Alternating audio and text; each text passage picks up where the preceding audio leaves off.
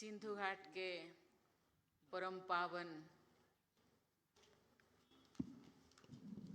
धरती पे उपस्थित लद्दाख के LG brigadier doctor BD Mishra ji, Ladakh के प्रथम महिला श्रीमती नीलम मिश्रा जी, लद्दाख स्वायत्त पहाड़ी विकास परिषद लेह के मुख्य कार्यकारी पार्षद श्री ताशी ग्याल्सन जी, लद्दाख स्वागत पहाड़ी विकास परिषद कारगिल के मुख्य कार्यकारी पार्षद डॉक्टर मोहम्मद जाफर ओखुन जी, लोकसभा सांसद श्री जामयांग चेरिंग नामग्याल जी, गणमान्य अतिथियों, यहाँ उपस्थित सभी धर्मगुरुगण, देवियों और स्वजनों, आप सबको मेरा प्यार भरा नमस्कार। जूले लद्दाख। सिंधु घाट पर इस उत्सव स्थल पर आकर और लद्दाख के स्नेही लोग से मिलकर मुझे हार्दिक प्रसन्नता हो रही है। आप सभी के स्वागत की मिठास यहाँ की प्राकृतिक सुंदरता पर चार चांद लगाती है। यहाँ महिलाएं और पुरुषों का जो सांस्कृतिक कार्यक्रम को देखकर मैं मोहित हूँ, अभिभूत हूँ। ये जैसे कि दिखाते हैं, इनका स्लाइड मूविंग, उनका स्लाइड डांसिंग देख करके लगता है और हम सब एक हैं, सुख हो या दुख हो, कैसे भी परिस्थिति हो, हम हंस के जीते हैं और हंस के उसको सामना करते हैं। ये उनका प्रकृति के साथ जैसे सहूलियत से जीते हैं, अपने आप से भी मिलकर जीते हैं, ये इनका मैसेज मुझे बहुत अच्छा लगा।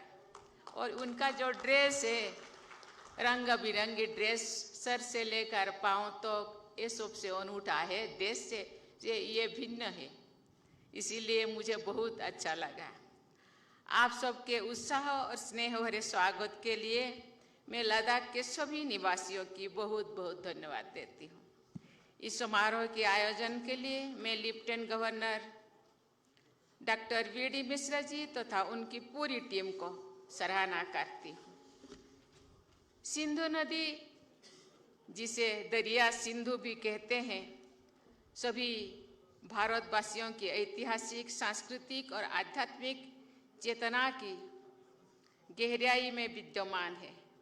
इसलिए वर्ष 1997 से यहाँ हर साल सिंधु दर्शन फेस्टिवल आयोजित करने की परंपरा शुरू की गई। सिंधु नदी की धाराएं पवित्र कैलाश पर्वत का आशीर्वाद लेकर यहाँ आती है। मुझे ये जानकर प्रसन्नता हुई है कि सिंधु दर्शन का उत्सव बड़े उत्साह के साथ यहाँ मनाया जाता है। यहाँ की सभी नदियाँ और ग्लेशियर से उपलब्ध जल संसाधनों का संरक्षण और उनका समुचित उपयोग बहुत महत्वपूर्ण है। लद्दाख की ग्लेशियर मैन के नाम से प्रसिद्ध श्री चियांग नोरफेल जी ने आर्टिफिशियल ग्लेशियर की टेक्नोलॉजी को विकसित करके यहाँ के लोगों, विशेषकर किसानों को बहुत सहायता पहुँचाई है। उनके योगदान के महत्व को रेखांकित करते हुए उन्हें पद्मश्री से सम्मानित किया गया है। मुझे ये जानकर बहुत प्रसन्नता हुई है कि पिछले लगभग 4 वर्षों के दौरान जल जीवन मिशन की सहायता से हुई प्रगति के कारण 80% से अधिक घरों में पीने का साफ पानी उपलब्ध होने लगा है। सभी देशवासियों के हृदय में आप सबके लिए विशेष स्नेह और आदर का भाव है। ये जानते हुए कि शूरवीरों की भूमि लद्दाख के सामान्य नागरिकों ने भी सैनिकों के साथ कंधे से कंधे मिलाकर देश की रक्षा से सदैव अपना योगदान दिया है। लद्दाख स्काउट्स रेजिमेंट के गौरवशाली इतिहास पर सभी देशवासी गर्व का अनुभव करते हैं। लद्दाख की धरती पर जन्म लेने वाले बहादुर योद्धाओं की सूची बहुत लंबी है और उन सब की वीरता को मैं नमन करती हूँ। वर्ष 1948 और वर्ष 1971 में हुए युद्ध में अद्भुत पराक्रम का दर्शन करने वाले 2 बार महावीर चक्र से सम्मानित किए जाने वाले कर्नल च्यांग रिंगचेंग का नाम देश के वीरों की सूची में स्वर्णाक्षर में अंकित किए हैं। कारगिल के युद्ध में अपनी असाधारण वीरता से भारत माता की रक्षा में योगदान देने वाले कर्नल सनम वांगचुंग को भी महावीर चक्र से अलंकृत किया गया है। इस क्षेत्र के लोग युद्धों में वीरता और बुद्धों में आस्था दोनों के लिए जाने जाती है। भगवान बुद्ध का अमर और जीवन संदेश लद्दाख के जरिए दूर सुदूर देशों में प्रसारित हुआ। जैसा कि सभी जानते हैं, लेह का एक क्षेत्र बौद्ध धर्म का एक प्रमुख केंद्र है।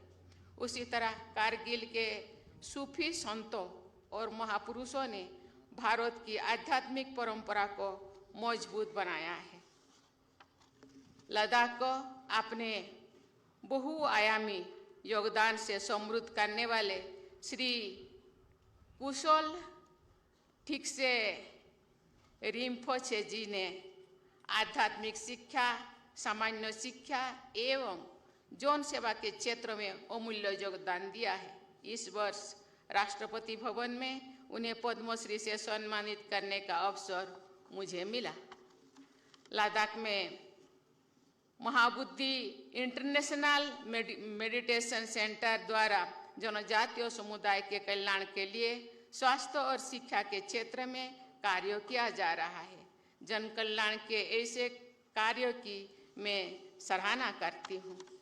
देवियों और स्वजनों, लद्दाख में स्पिरिचुअल टूरिज्म, एडवेंचर टूरिज्म और इको टूरिज्म के विकास की अत्यंत संभावनाएं हैं।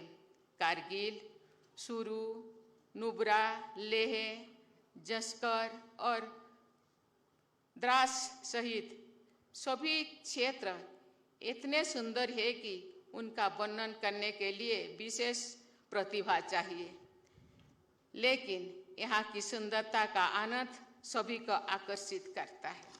वर्ष 2020 में पद्मश्री से सम्मानित श्री चिवांग मोटू गावा जी ने लद्दाख में एडवेंचर स्पोर्ट्स के विकास को नई ऊर्जा दी है। ये पर्यावरण संरक्षण के प्रति भी बहुत संवेदन रहते हैं। उनके उदाहरण से अनेक युवा उद्यमी प्रेरणा ले सकते हैं। लद्दाख में वेलनेस टूरिज्म या हेल्थ टूरिज्म के विकास की भी प्रचुर संभावना है। सेवा रिगपा यानी आमची चिकित्सा पद्धति के प्रति लोगों में बड़ी पैमानों पर रुझान दिखाई देता है। आधुनिक चिकित्सा पद्धतियों के साथ साथ ऐसी प्राचीन परंतु वैज्ञानिक चिकित्सा प्रणाली को प्रोत्साहित करना होलिस्टिक हेल्थ केयर के लिए लाभकारी सिद्ध होगा। लद्दाख इंस्टीट्यूट ऑफ प्रिवेंशन के संस्थापक डॉक्टर शेरिंग नोरबू ने बीमारियों के रोकथाम, चिकित्सा, जागरूकता और स्वास्थ्य सेवाओं से जुड़ी अनुसंधान के क्षेत्र में अमूल्य योगदान दिया है। उन्हें वर्ष 2019 में पद्मश्री से सम्मानित किया गया है। आधुनिक चिकित्सा पद्धति के संदर्भ में लेह लद्दाख की पहली गायनोकोलॉजिस्ट डॉक्टर शेरिंग लॉन्डल जी का मैं उल्लेख करूंगी। वर्ष 2020 में पद्म भूषण से सम्मानित डॉक्टर लॉन्डल ने लगभग 45 वर्ष से महिलाओं को स्वास्थ्य की देखभाल में अग्रणी योगदान दिया है। मैं आशा करती हूं कि डॉक्टर लॉन्डल जैसी महिलाओं से प्रेरणा प्राप्त करके लद्दाख की बेटियां विभिन्न क्षेत्रों में अपनी अलग पहचान बनाएंगे। लद्दाख में अनेक जनजातियों समुदाय यानी ट्राइबल कम्युनिटीज की समृद्ध परंपराएं जीवंत है। ये प्रसन्नता की बात है कि हम सब जानते हैं कि जनजातीय समुदायों की जीवन शैली में, उनकी कलाओं में, नृत्यों और गीतों में प्रकृति के प्रति स्नेह, संरक्षण और सम्मान तथा प्राकृतिक सुंदरता के प्रति उल्लास दिखाई देता है। हम सबका ये प्रयास होना चाहिए कि लाइफस्टाइल फॉर द एनवायरनमेंट के अनुरूप जनजातीय समुदाय की ऐसी जीवन शैली संरक्षित रहे, साथ साथ उन समुदायों के लोग आधुनिक विकास की अच्छाई को भी अपनाएं। परंपरा और आधुनिकता का ये संगम ही लद्दाख सहित सभी देशवासियों के लिए सस्टेनेबल डेवलपमेंट का सही रास्ता सिद्ध होगा। देवियों और स्वजनों, लद्दाख की सुबानी रक्त से कार्पो एप्रिकट को जीआई टैग प्रदान किया गया है। लद्दाख की पश्मीना ऊन को जीआई टैग प्राप्त हुआ है। लद्दाख की वुड कार्विंग को भी जीआई टैग प्रदान किया है। वर्ष 2022 में पद्मश्री से सम्मानित श्री सेरिंग नामग्याल जैसे शिल्पकारों की कई पीढ़ियों ने उन्हें यहाँ की वुड कार्विंग को आगे बढ़ाया है। ऐसी शिल्पी कार्य की मैं बहुत बहुत सराहना करती हूँ। और साधारण योगदान देने वाले लद्दाख के लोगों में कारगिल जिले के श्री चिट्टीता छंजर जी का मैं उल्लेख करना चाहूँगी। परोपकार और मानव कल्याण के लिए निरंतर कार्य करने के जो आदर्श उन्होंने स्थापित किए हैं, उनसे सबको प्रेरणा लेना चाहिए।